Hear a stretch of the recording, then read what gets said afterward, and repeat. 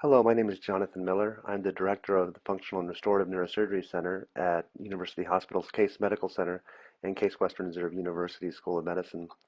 This is a presentation about microvascular decompression for trigeminal neuralgia. The goal of this procedure is to expose the cerebellopontine angle via a retrosigmoid approach to address any neurovascular conflicts on the trigeminal nerve. It is possible to perform the case from a supine position as long as the head is rotated and flexed. The dura is opened along the transverse and sigmoid sinuses. Once the cranial and dural opening are performed, the angle between the petrous bone and tentorium will be visualized, along with the superior petrosal vein, which is cauterized and divided to expose the trigeminal nerve. At this point, the nerve should be explored to mobilize any offending arteries and hold them away from the nerve using shredded Teflon.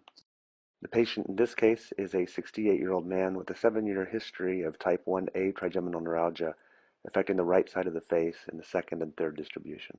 The pain was triggerable, lancinating, memorable in onset, and associated with pain-free intervals. He initially responded well to carbamazepine, but the medication became less effective over time, and he developed severe side effects. Compression of the right trigeminal nerve by the superior cerebellar artery was visible on MRI. The patient is positioned supine with the head turned to the left, flexed and rotated, and an incision is planned 2 finger breadths behind the ear, centered on the tragus. Brainstem auditory evoked potentials are monitored throughout the case. The incision is made and the muscles reflected to visualize the asterion, and a high-speed drill is used to expose the dura at the junction of the transverse and sigmoid sinuses, taking care to place bone wax within the mastoid air cells.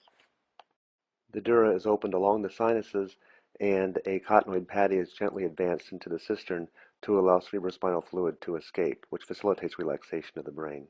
For this reason, a retractor is generally not necessary.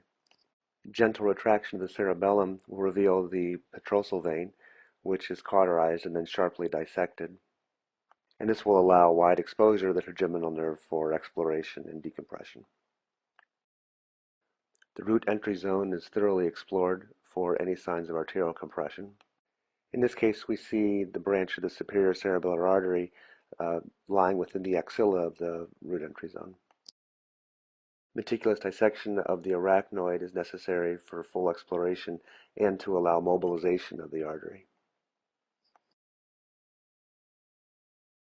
Once this has been done, it's possible to lift the artery from behind the nerve and place it on top of the nerve where it will no longer press against the root entry zone.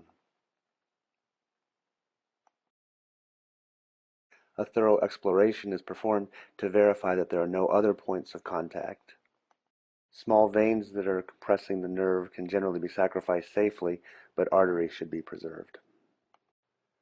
Once the artery has been mobilized, several pieces of shredded Teflon can be placed to keep it in its new location and prevent it from falling back against the nerve.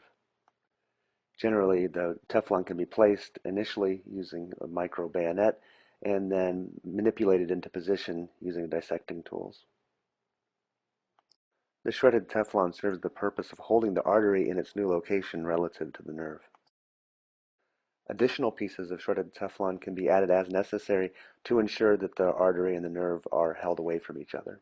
Once all points of neurovascular conflict have been addressed, the dura is closed in a watertight manner, a cranioplasty is performed, and the wound is closed. 2 years after the operation, the patient is free of pain and off all medications.